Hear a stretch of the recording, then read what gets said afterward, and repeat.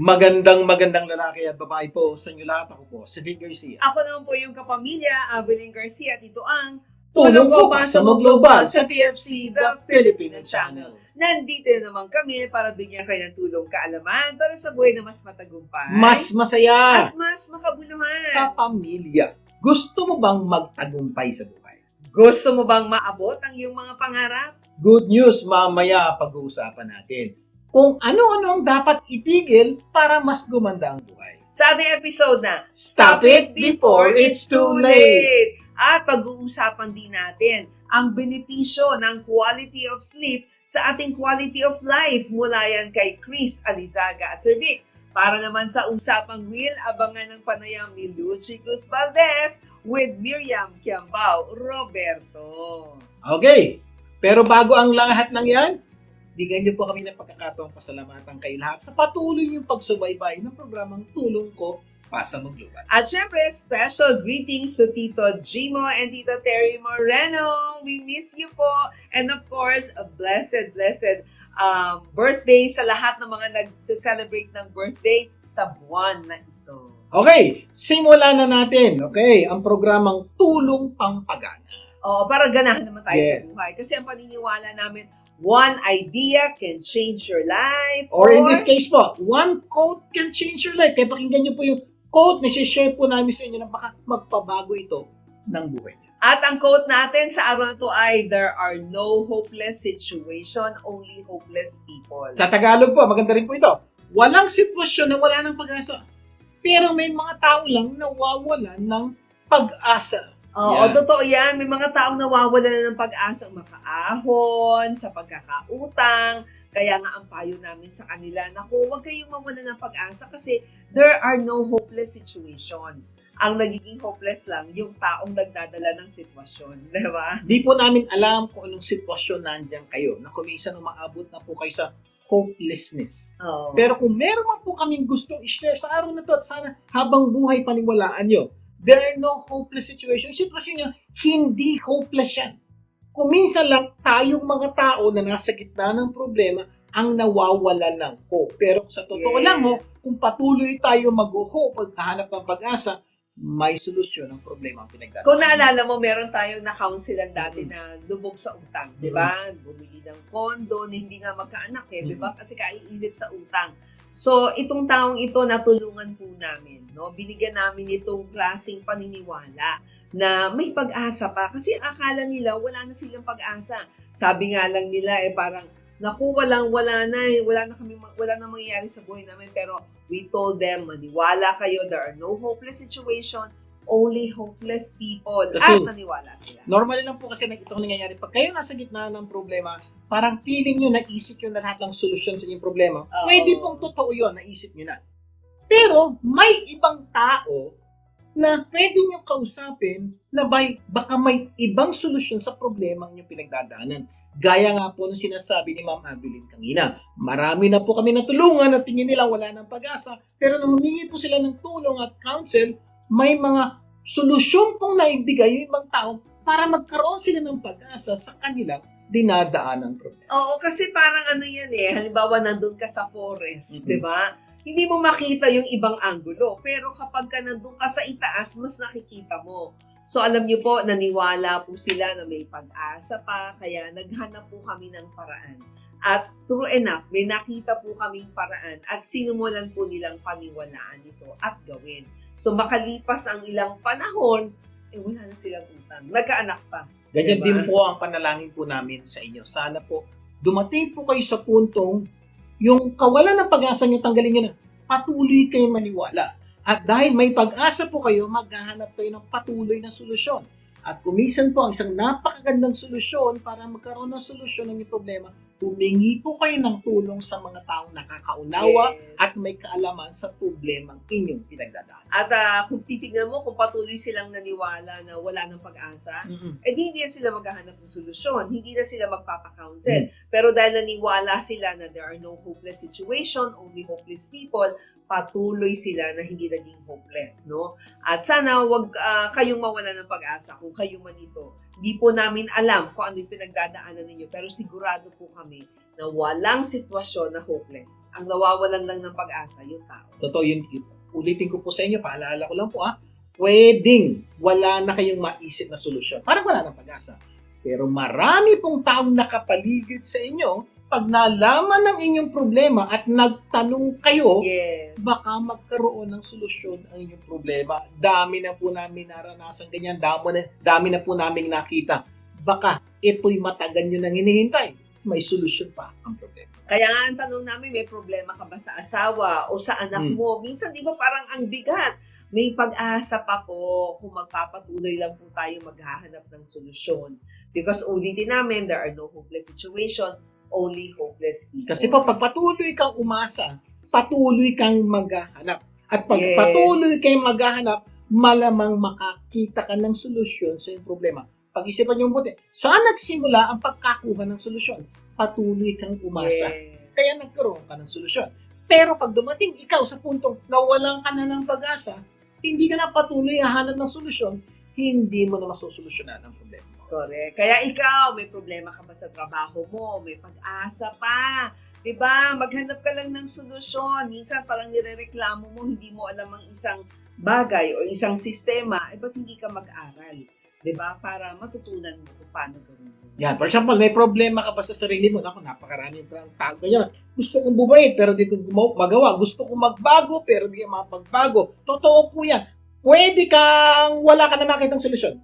Uulitin ko po, napakarami pong taong pwede nyo lapitan. Napakarami pong video sa internet na pwede nyo isik, manood, makinig. Ako po, marami sa aking problema na solusyonan sa panonood ng mga video na may mga nagtuturo kung paano solusyonan ang problema ko.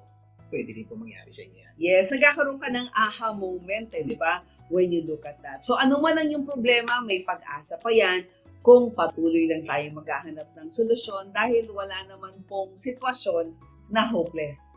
Only hopeless. Sana po mula sa araw na to, unang-una nyo gawin, maniwala kayo. Pangalawa, gawin nyo that there are no hopeless situation. Walang sitwasyon hopeless. Ang nangyayari lang hopeless people at sana huwag kayong maging hopeless. At pag ginawa nyo yan, sigurado kami gaganda ang buhay ninyo at ng mga mahal nyo sa buhay. Okay, dumako naman tayo sa usapang healthy home, healthy life, hatid sa inyo ng Purify by Pura Vida, authorized Carico dealer in California. Today, matutunghayan natin ang koneksyon ng quality of sleep to our quality of life mula kay Chris Alizaga. Chris? Aminin natin, kung pangit ang tulog, pangit ang gising. At kapag pangit ang gising mo, randam yan buong maghapon. Iritado ka, mabigat ang katawan, parang kulang ka lagi, kahit mahaba naman ang tulog. Kasi ang totoo, ang tulog, hindi lang pahinga. Ito ang oras ng repair ng katawan. Pero ito ang problema, kahit mahabang tulog, mababa pa rin ang quality kapag overstimulated ang nervous system. Parang natulog ka, pero hindi talaga nakapagpahinga. Dito, pumapasok ang grounding. Kapag grounding ang katawan, tinutulungan itong lumipat mula sa fight or flight mode papunta sa deep relaxation mode. Kaya maraming nagpa-practice ng grounding ang nagsasabi mas mabilis silang makatulog, mas mahimbing ang tulog, at mas magaan ang pakiramdam paggising. Ngayon, isipin mo to. Paano kung mangyari ang grounding gabi-gabi automatically? With Carico Grounding Mattress, habang tulog ka, ang katawan mo ay tuloy-tuloy na grounded. Walang apps, walang gadgets, walang kailangang gawin. Humiga ka lang, matulog, at ayahan mo magpahinga ang katawan mo ng tama.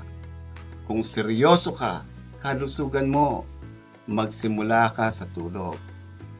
Kung pakiramdam mo, oras na para mas maayos ang tulog, hindi lang para sa iyo, kundi para na rin sa mga mahal mo sa buhay. Huwag kang magatubiling makipag-ugnayan. Tutulungan kitang maintindihan kung paano makatulong ang Carico Grounding Mattress para sa iyo, para sa asawa mo, para sa magulang mo, o para sa taong gusto mong alagaan. Walang pressure, walang pilitan, gabay lang at malasakit. Minsan, ang pinakamagandang regalo na may bibigay natin ay mas maayos na tulog at maayos na kalusugan. Kung may tanong ka, kung gusto mong malaman kung para sa ito, tawagan mo lang ako. My contact information are plus on your screen.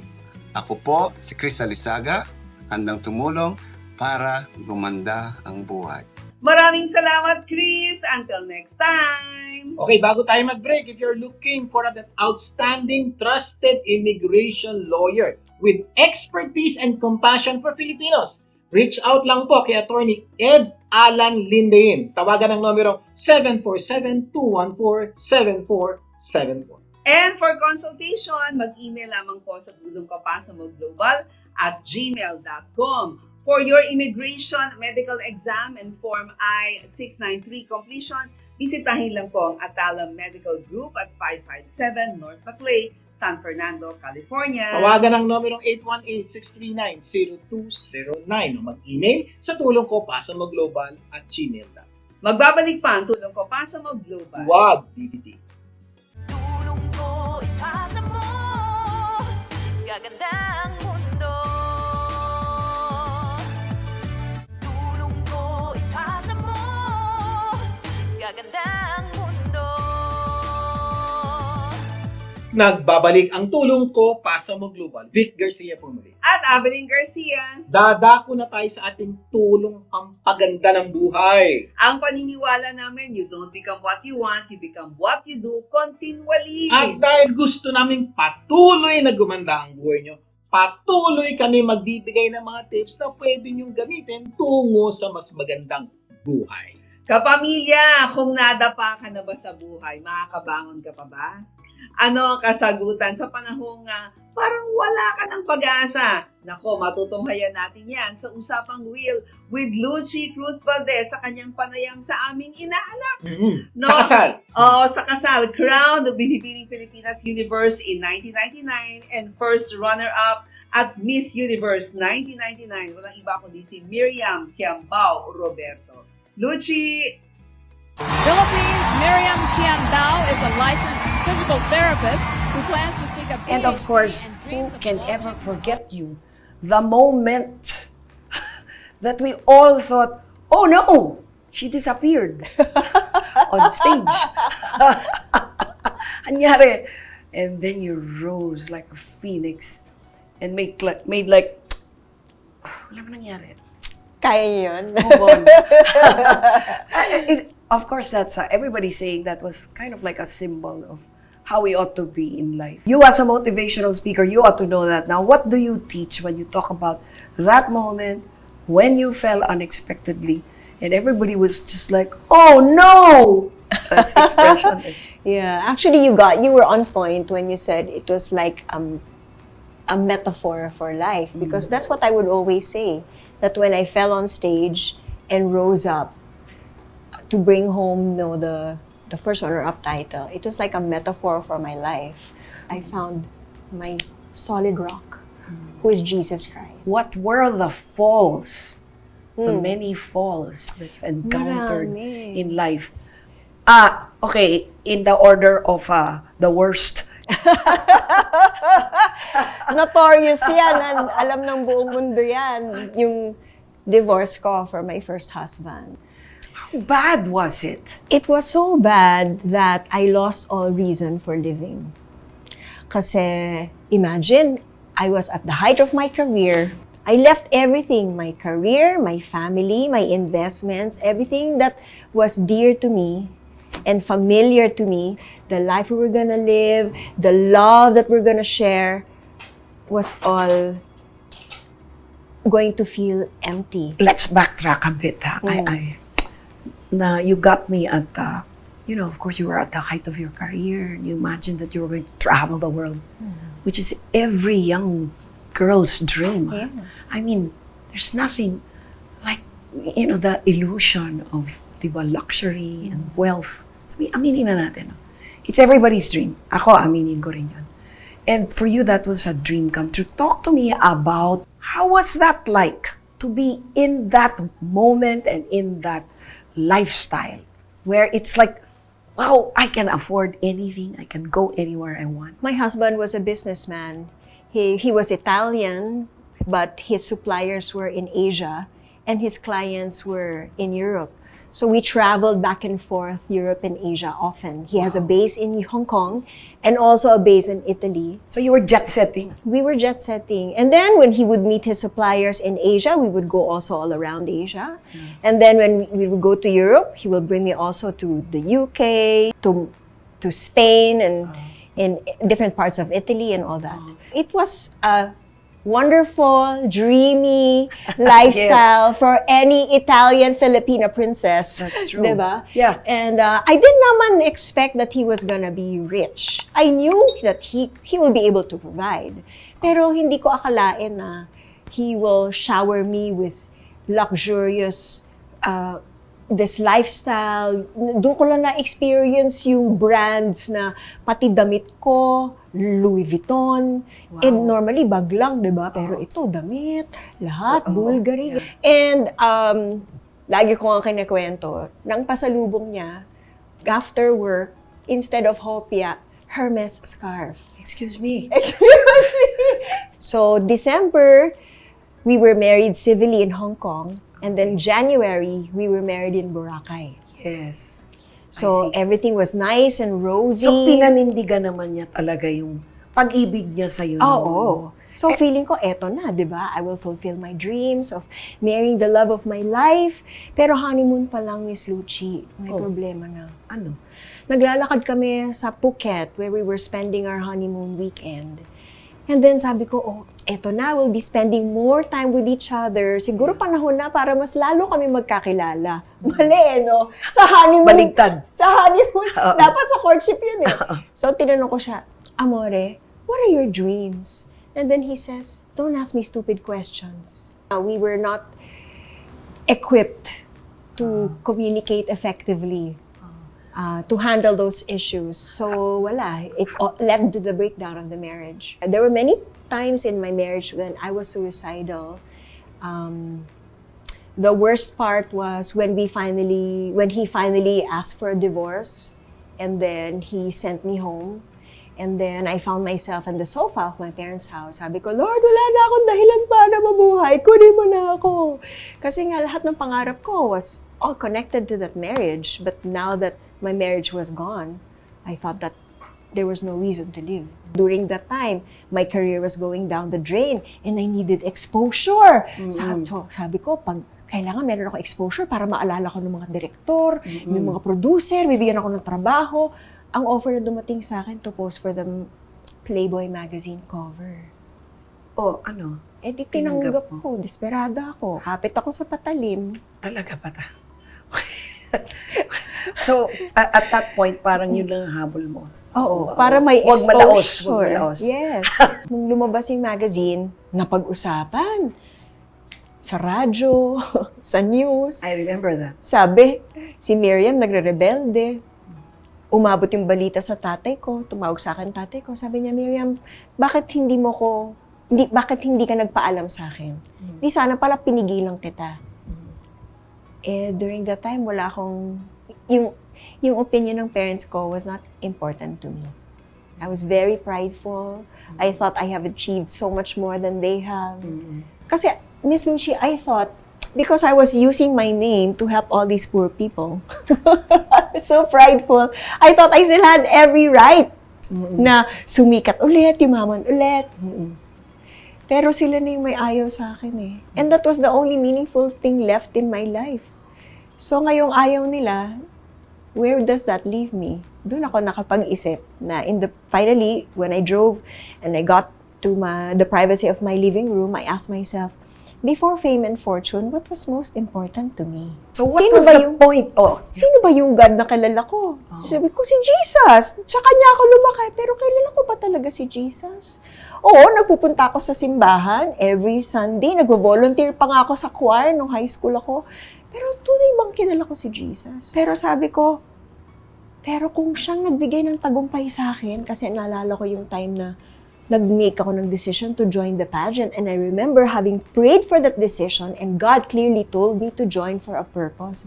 At binigyan niya ako ng tagumpay. Sabi ko, kung si God talaga nagbibigay success, yun ang gusto ko. So, sige, balik na lang ako kay God. Sinong God?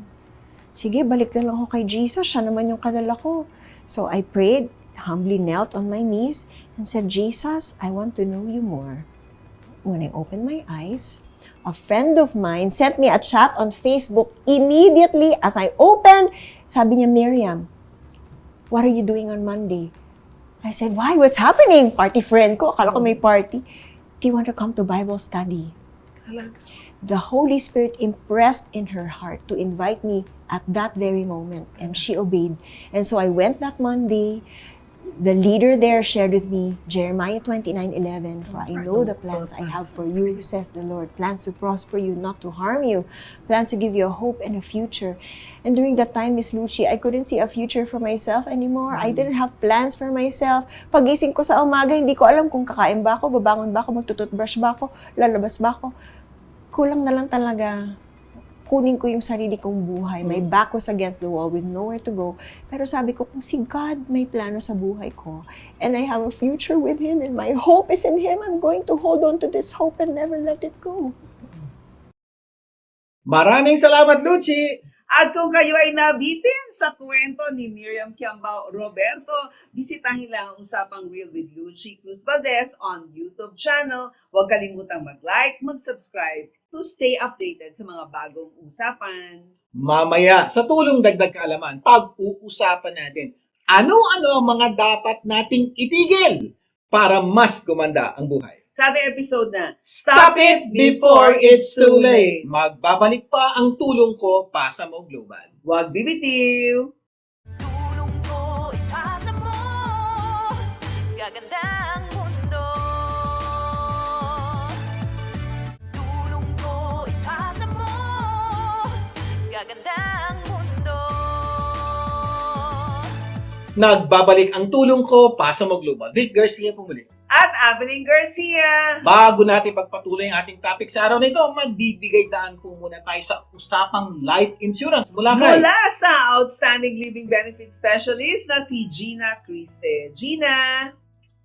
Alam mo, kapag retirement ang topic, ang sarap pakinggan. Beach house, travel goals, morning coffee na walang alarm clock. Pinaghahandaan natin yan. Nag-iipon, nag-i-invest. Excited na tayong mag-enjoy. Pero, here's the real question. What if, bago dumating ang Europe trip mo ay may dumating munang diagnosis? Cancer? Stroke? Heart attack? Hindi natin hinihiling yan, pero habang tumatanda tayo, mas kilala na natin ang laboratory kesa sa travel agency. That's where living benefits comes in. Ibig sabihin, habang buhay ka, pwede mong ma-access ang life insurance policy mo if you get critically, chronically ill, or magkaroon ng Alzheimer's disease. Hindi mo kailangang hintayin na wala ka bago may makinabang. Kasi, aminin natin, ang alam natin na insurance lang na mapapakinabangan ng iba kapag wala ka na. Para kang bumili ng cake tapos ibang kakain. With living benefits, you don't have to worry. May pambayad ka sa mortgage, living expenses, and other hospital bills. So instead of saying, paano na ang retirement funds ko? You can say, okay lang, may backup tayo. Hindi mo gagalawin ang retirement o pension mo. Hindi mo ibibenta ang mga properties mo. And most importantly, hindi ka magpapag-GoFundMe. Retirement planning is good, but protection planning is wiser. May peace of mind ka pa. Mas mahalaga yan kesa senior discount. Gusto mo bang malaman ang detalye nito? Text me at 323-244-9784. Ito po si Gina Christie na handang tumulong. Until next time! Maraming salamat, Gina! For more information about life insurance, email us at tulongkopasamoglobal@gmail.com. Okay, dadako na tayo sa ating tulong dagdag kaalaman. Kung saan nahanap tayo ng mga paraan para mas madagdagan ang ating kaalaman sa buhay. Kapamilya, gusto mo bang magtagumpay sa buhay? Ay, malamang ang sagot mo. Oo naman. Sino ba naman ang ayaw magtagumpay? Totoo po, para mang Kayo po, nakikinig ngayon, gusto nyo magtagumpay. Kung matagumpay na kayo, gusto nyo maging mas matagumpay. Pero may mga ibang tao po, hindi po matagumpay. Kaya gusto nilang maging matagumpay. Pero naisip mo na ba, bakit may mga taong hindi nagtatagumpay sa buhay? Simple lang ang sagot sa tanong na yan. Number 1, may dapat silang gawin na hindi nila ginagawa. At number 2, may ginagawa sila na hindi nila dapat gawin. Oo. So, pwedeng ginagawa mo na hindi mo dapat gawin. O kaya, may dapat gawin na hindi mo ginagawa. Yun lang po, dalawang dahilan bakit hindi tayo nagtatagumpay. At good news, sa araw na to, pag-uusapan natin kung ano-ano mga dapat nang itigil para mas gumanda ang buhay. Sa ating episode na Stop It Before It's Too Late. So, pag-uusapan po natin, ano yung mga ginagawa natin ngayon na dapat natin itigil para mas gumanda ang buhay. Kakaintindihan tayo? So, ano yung mga itinitigil natin? Kaya kung yung di-discuss po namin, ginagawa nyo, itigil nyo na before it's too late. Hindi, yung di-discuss natin na dapat nila itigil. Itigil. O kaya nga, kung ginagawa nila yung mga bagay na di-discuss Oo. natin, itigil na nila. Kasi Correct. ibig sabihin, ito ang dahilan bakit hindi kayo nagtatagumpay. Kasi ginagawa nyo ito. Kaya ang pag-usapan natin, yung mga dapat itigil. Correct. Itigil, number 1. Stop making Ayan. excuses. Kapag ang isang tao ay mahilig gumawa ng excuse Mm. o dahilan, Mm. alam niyo bang malabo daw yung magtagumpay? Totoo po, so malaking dahilan ba't marami pong taong di nagtagumpay? Gawa ng gawa. Saan sa Tagalog excuse? Dahilan. Dahilan. Yung Oo, dahilan ng dahilan. nagdadahilan. For example, ganito. Gusto ko magnegosyo. Kaya lang, wala akong pera eh. O yan, so ang dahilan Di mo ako wala kang pera. nakapag-aral eh. Hindi ako Oo. napag-aral. Talaga hindi ka magtatagumpay kasi ang dami mong dahilan. At dahil marami kang dahilan, hindi ka nakikilos patungo sa iyong pangarap. Oo. Gusto mo na yung trabaho ay gigising ng maaga. Hindi ako makagising. Tsaka ilang Oo. beses na ako nag-apply. Di Oo. naman ako tinanggap. Kaya tigil na yan. Kasi yung mga dahilan. So, yung pagdadahilan po, ang isang matinding dahilan ba't hindi tayo nagtatagumpay. Sabi ni George Washington Carver, 99% of the failures come from people who have the habit of making excuses. Totoo po Ang yan. taas ng percentage ha, 99% daw. Totoo po yan. Kaya nga po kung kayo mahilig kayo magdahilan, may dapat kayong gawin, tapos may dahilan kayo. May pinapagawa sa inyo, pero nagdadahilan kayo. Malabo Tigil mo na daw po yan. kayong maging successful. Ang hiling po namin, itigil nyo nang gumawa ng dahilan. O sa English, stop making excuses. Ano-ano ang mga sample ng excuses? Okay, ano-ano yan? Katulad ng, hindi ko alam yan. Di alamin mo. Oo. Tapos, sabi na, pag ginawa mo excuse hindi mo alam, may solusyon eh. Alamin mo. Pag inalam mo, wala ka na excuse. Nagkakaintindihan po tayo. So, hindi ko po alam ang mga excuse nyo. Pero makinig po kayo mabuti. Bawat excuse nyo, may solusyon kung hanapan nyo. Oo, hindi ko alam ang sagot pagkuha ng driver's license. Okay. Eh di alamin mo.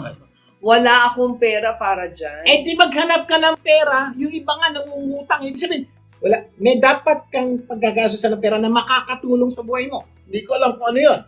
So, pwede kang manghingi. Pwede kang magtrabaho. O pwede kang mingi ng sponsor.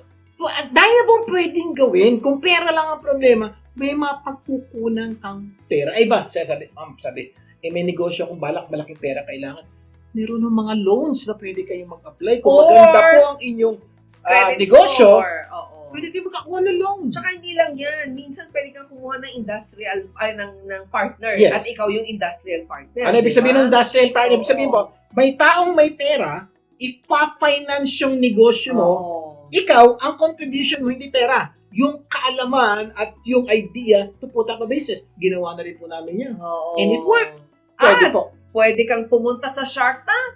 Diba? Yan. At kumuha ka ng isa sa mga shark doon na ibe-present yung produkto mo. Ito pa isang madalas na dahilan. Wala pang nakakagawa niya. Yung mga tipong, gagawin ko yan, first time yan, di ba marami sa atin, di ba? You know, you're the only one who asked for this. Yeah. You know, you're the only one who requested for this or ordered this. Eh, di ikaw nga ang una. So, hindi, kung wala pang nakakagawa, very good. Bakit? Dahil pag nagawa mo ito, di panalo ka, ikaw lang meron. Para for example, Correct. electric car. So, dahil pong yumaman sa electric car, bakit? Sila unang gumawa. So, ganun din po sa atin. Please, stop making excuses. Sabi nga ni C.C. Chapman, an excuse is nothing more than a self-imposed roadblock. Ikaw mismo ang naglagay ng hadlang sa harapan mo. Ganda pong definition nun. Pag nag-excuse daw po kayo, parang sinasabi niyo sa sarili mo, hanggang diyan ka na lang. Yes. At ito masakit po, hindi po ibang tao ang humarang sa pangarap mo. Ikaw mismo. Ikaw mismo, hinadlangan mo ang pangarap mo. Tama ba yun? Nako, gusto mo bang gumanda ang buhay mo? Ito ang payo namin. Stop making excuses. So yun na, number 2. Number 2 naman, stop blaming others. Yan, naganda po dito. Ano ba yung blaming? Kasi ang blaming, ito po yung the fine art of making others responsible for all the difficult things that happen to us. Sample, kaya lang naman ganito buhay ko. Sinanay kasi. Kaya naman ganito buhay. Yung asawa ko kasi. Kaya naman ganito buhay ko. Yung gobyerno. Pati pa naman kasi, gobyerno. Sinisi. Sabi na, stop blaming other people. Pag patuloy po kayo na maghahanap ng sisisihin, I have a good news for you. You'll always find one. Maraming pwedeng sisihin sa mga pangyayari sa buhay niyo. But the worst thing is this. Hindi niyo sinisisi, dapat sisihin. Sarili. Oh, si Nick Vujicic nga di ba? Pwede naman sisihin yung nanay at tatay niya na bakit ipinanganak ko siya. Walang kamay, walang paa. Oo, pero hindi naging dahilan yun, hindi niya blame. Kasi when you blame others, you tell yourself, there is no need to change. Yung po ibig sabihin nun, Diba? when you continue blaming other people, you're telling yourself, it's not my fault. Yes. It's their fault. That means I have nothing to change. Sila dapat magbago. Bad news. Paano kung di sila magbago? Hindi rin magbabago buhay mo. Ano dahilan? Kasi you keep on blaming other people. Kaya never blame others for your problems. You are responsible for your own life. No one else is and no one else will ever be. Huwag niyo pong kalilimutan yan. A man can fail many times, but he is not a failure until he begins to blame somebody else. Pwede yung tayo mag-fail ng napakaraming bagay. Panahon. Pero po, nagsisimula po tayo maging failure pag nagsimula na tayo manisig ng ibang tao. Everybody is responsible for their own actions. Tandaan po natin yan.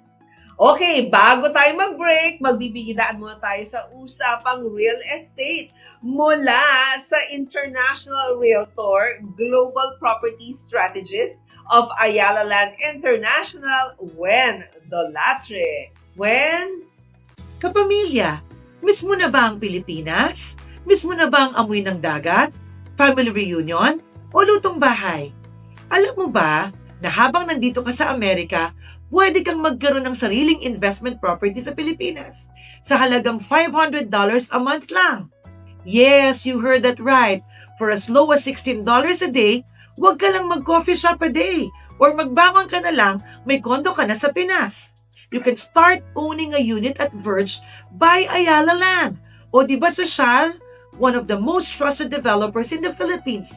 Imagine this, may sarili kang property na pwede mong gamitin kapag nagbakasyon ka, no more hotel expenses, hindi ka na makikituloy. It's yours at pwede mo nang parentahan habang wala ka. At hindi lang yan, may 3-year zero interest pa. That means mas magaan sa bulsa.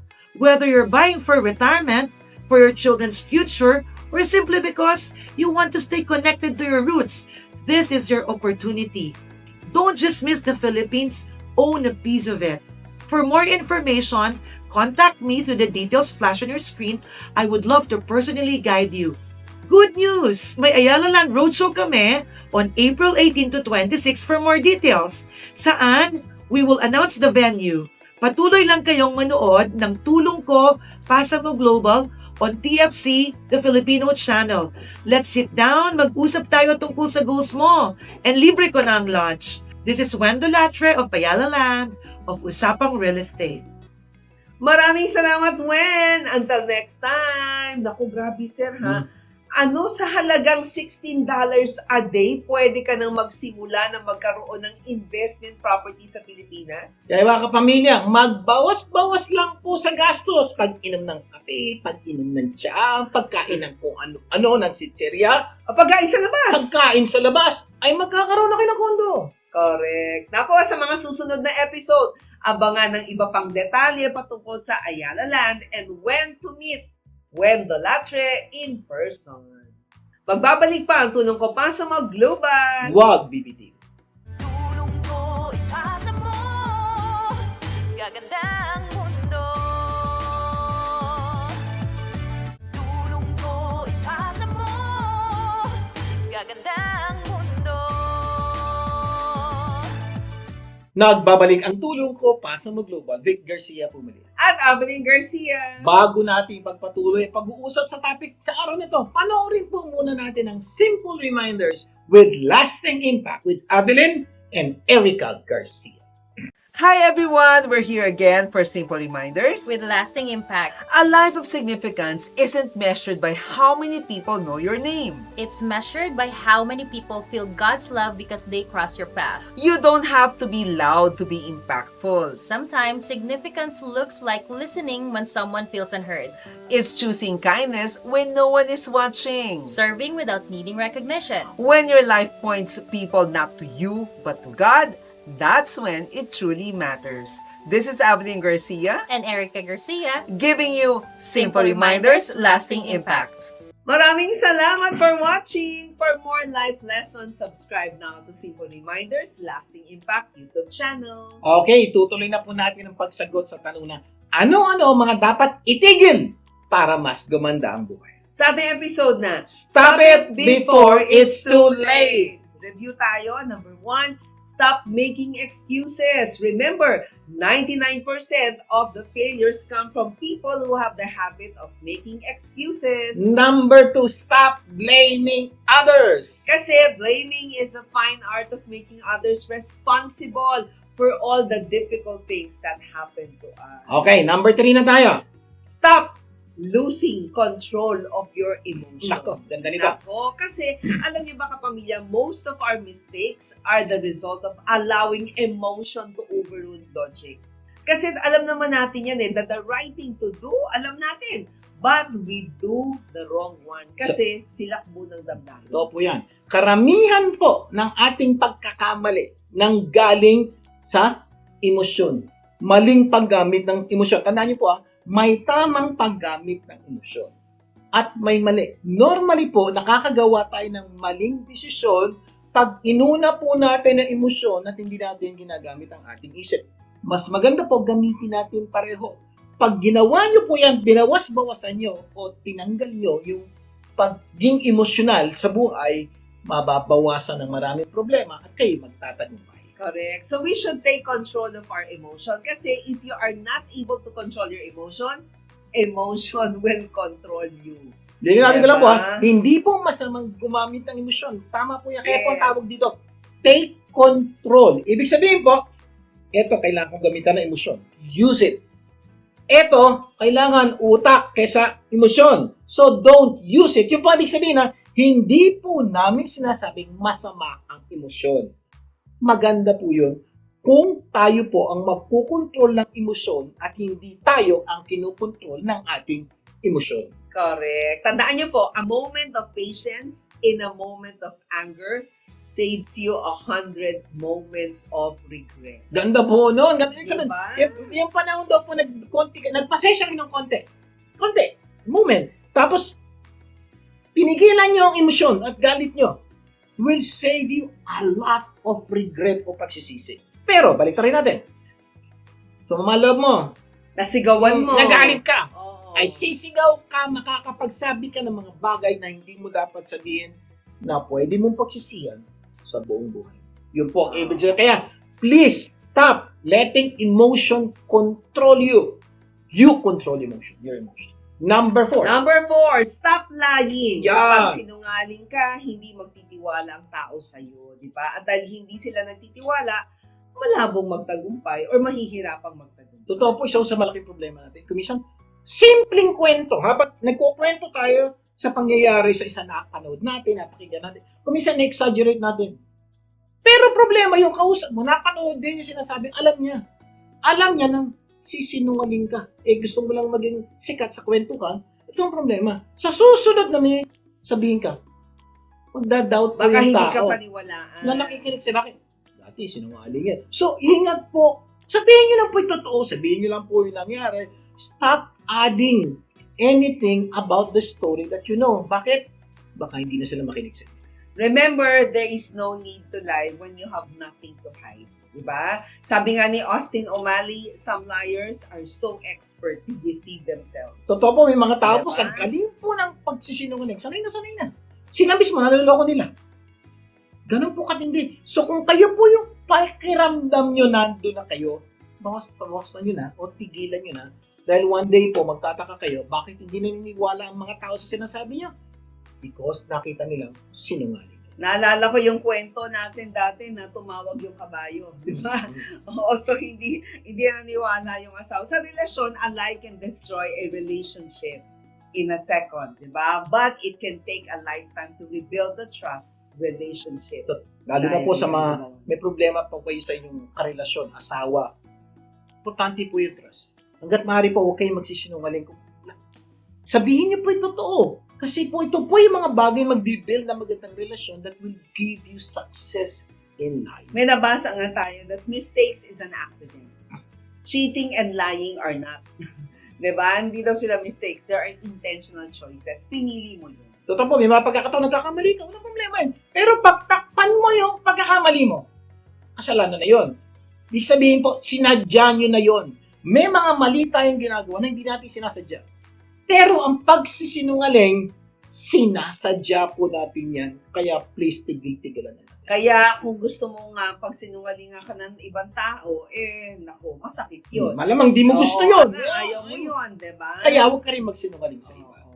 And of course, number 5, stop being prideful. Ayan. Naku. Ito naman po, napaka-importante. Makinig po kayo mabuti dahil napaka-laki po ng epekto ng being prideful towards success and failure. Ano ba yung prideful? Ito yung prideful is having or showing arrogance. No? In Tagalog, Oo, we mayabang. continue.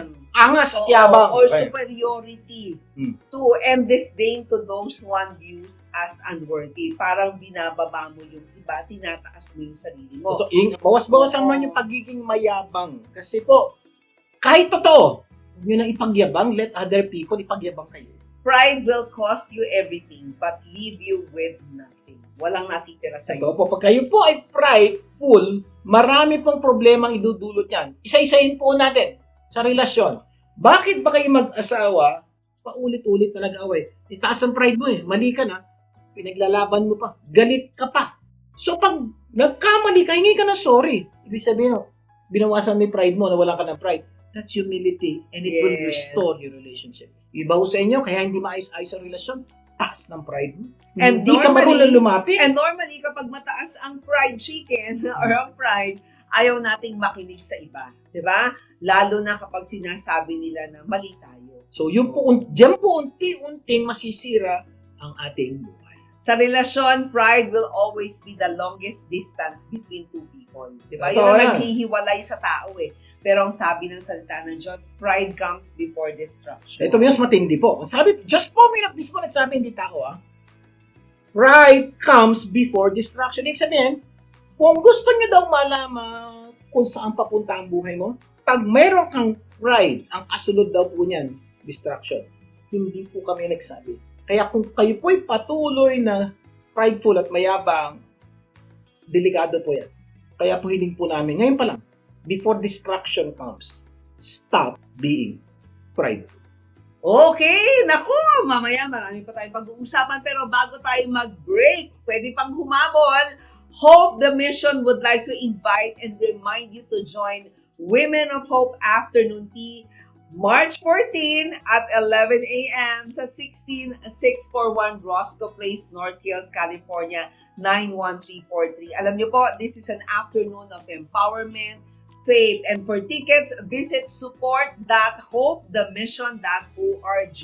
And special thanks to Ike Barcarce for connecting us to Rosie Hernandez of Hope the Mission. Together, let us make a difference and bring an instrument of hope to others. God bless you! Mamaya, itutuloy pa po natin ang ating kwento. Kung ano-ano dapat natin itigil para mas gumanda ang buhay. Magbabalik pa ang tulong ko pa sa maglupa. Huwag bibitiw!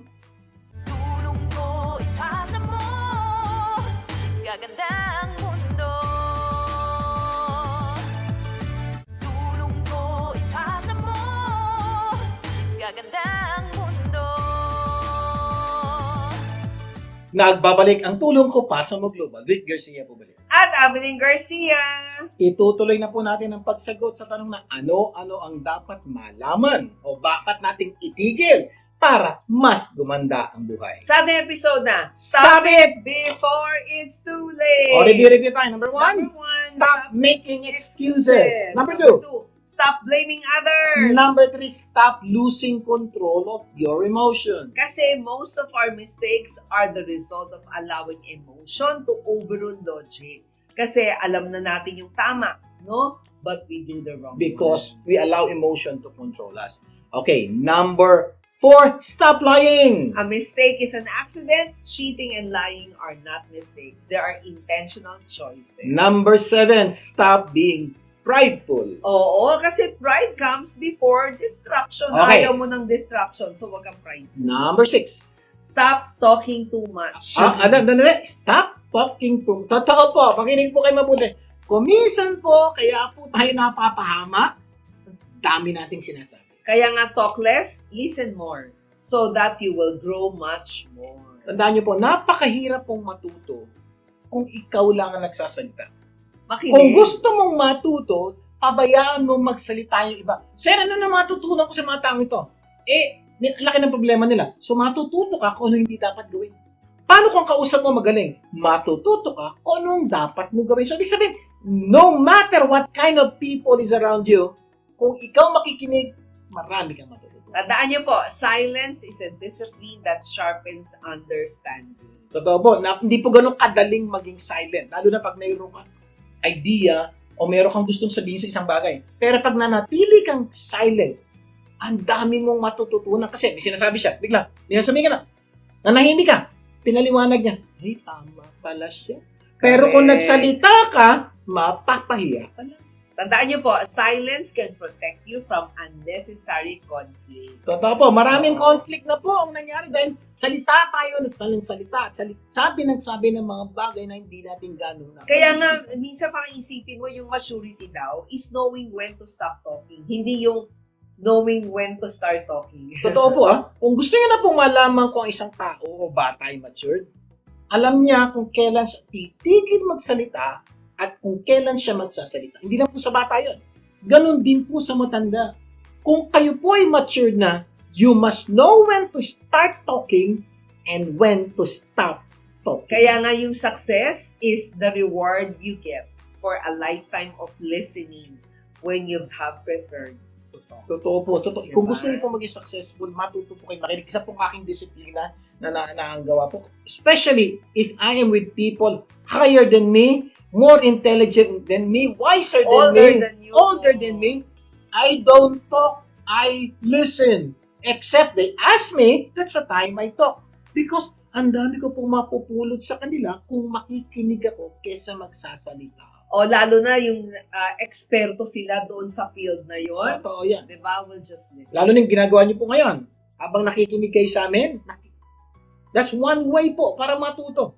At pag ginawa niyo po yan, malaki po ang posibilidad na mas gaganda ang buhay. Number 7, Ito na. stop forgetting God. Yan, ako ganda po Ay, nito. totoo yan. Kasi when you forget God, you lose the greatest advice you need in life. Isa po sa pinakamalaking problema po natin, kumisan sa takbo ng buhay, rutinaryang buhay, dumarating po tayo sa puntong nakakalimutan natin may Diyos. Alam nating may Diyos. Alam nating makakatulong sa atin ang Diyos. Pero kung minsan nakalimutan natin, bigyan po kayo ng example. How many times may problema kayo at kailangan ko ng pera? Sino kaya mautangan ko? Si ate, si kuya. Isip na kayo lahat. Pag sinubukan nyo na lahat, nautangan lahat ito at wala nangyari, lapit na lang kay Lord. Napansin niyo po, kung minsan po, si Lord yung huli. Hindi po siya yung una kasi nakalimutan natin, lumalapit lang po tayo sa Diyos pag everything fails. Di ba ganun din? Like for example, may hinahanap ka. Yung normal na ginagawa mo, hahalukayin mo yung bahay. Ano yung normally nawawala? Oo, nawawala. Cellphone. Remote control ng TV. Hahalukayin mo yung bahay, yung sasakyan mo, at kung saan-saan. Minsan nakalimutan natin na mag-pray ka lang pala. Diba? My Diyos. Totoo po. Marami na po pagkakataon sa buhay namin na may nahanap kang di na makita. Tapos, na mag-pray kami, few minutes. Nandiyan po. O may mga pagkakataon naman po, may nawawala, naalala kagad namin na kailangan namin mag-pray. We pray in just few minutes. We found it. So kung may isa sa malaking dahilan, ba't hindi ko umaasin sa buhay natin, nakalimutan na nating may Diyos na pwedeng tumulong sa atin. Kaya stop forgetting God. Sabi nga ng salita ng Diyos, I will instruct you and teach you in the way you should go. I will counsel you with my eye upon you. Ang sarap ng promise. Pangako po ng Diyos yan. Kung kayo po ay naghahanap ng parang dito kayo sa buhay, hindi nyo alam saan kayo pupunta, parang gulong-gulo na buhay nyo. Ito po, Diyos po ang nagsasabi, I will instruct you where you should go. Kaya lang po, mahihirapan po kayong instruct ni Lord kung hindi kayo nakikinig. Yes. Mahihirapan po kayong instruct ni Lord kung hindi kayo naniniwalang may Diyos at kung nakalimutan nyo na ang Diyos. Kaya patuloy po kayo, please, patuloy mo tandaan may Diyos na nagmamahal sa inyo. And when you forget God, you lose the greatest help you need in life. Tandaan niyo. Sabi nga ng salita ng Diyos, God is a refuge and strength, a very present help in trouble.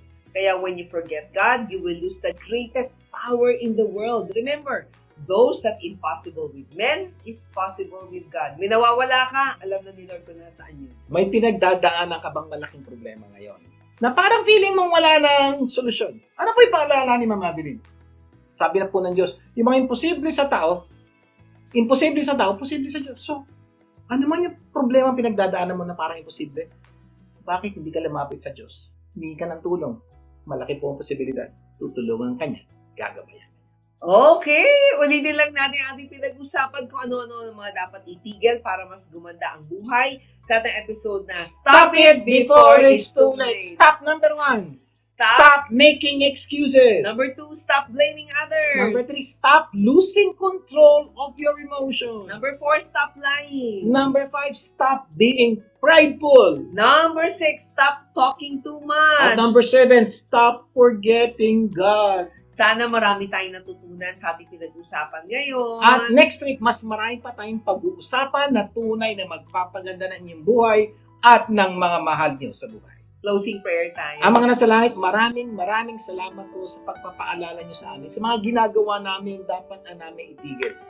At panalangin po namin, tulungan niyo po kami, itigil na ang dapat itigil para magtagumay na ang aming buhay. Pagpalain niyo po lahat ng Pilipino saan mang sulok ng mundo. Lahat ipinalangin namin sa pangalan ni Jesus.